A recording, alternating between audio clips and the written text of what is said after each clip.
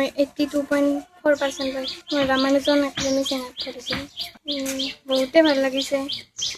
আৰ্থিকভাৱে বহুত অসুবিধা আছে, তথাপিও আমাৰ যিজন ৰামানুজন একাডেমিৰ সঞ্চালক তেখেতে মোক এনে পঢ়াইছে, কোনো ধৰণৰ মাচুল নোলোৱাকৈ। মা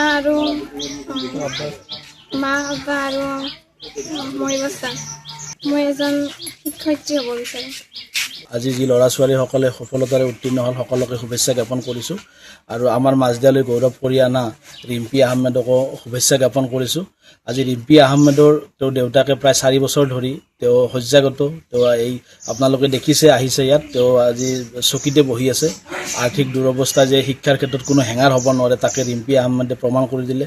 তাতে ৰিম্পী আহমেদক আজি আমাৰ যুৱ প্ৰজন্মই ফ'ল' কৰে আৰু পিছৰ যিটো জেনেৰেশ্যন আছে আশা কৰোঁ তেওঁলোকে এই ৰিম্পী আহমেদৰ পৰা শিক্ষা লৈ ভৱিষ্যতে অনাগত এই মাজদিয়া গড়েমাৰী গাঁৱলৈ গৌৰৱ কঢ়িয়াই আনিব। আৰু ইয়াৰ লগতে এই মাজদিয়াত এইবাৰ ৰিজাল্ট খুব ভাল হৈছে আৰু ওচৰতে আমাৰ কেইবাগৰাকীও ষ্টুডেণ্ট আছে, কোনোবা 87% পোৱা ষ্টুডেণ্টো আছে। ডিষ্টেঞ্চন 85 পাইছে, 79 পাইছে, 84% পাইছে। 80 ৱাৰ্ডৰ পৰা 4জন মানে 80ৰ ওপৰত আছে পাৰ্চেণ্টেজ।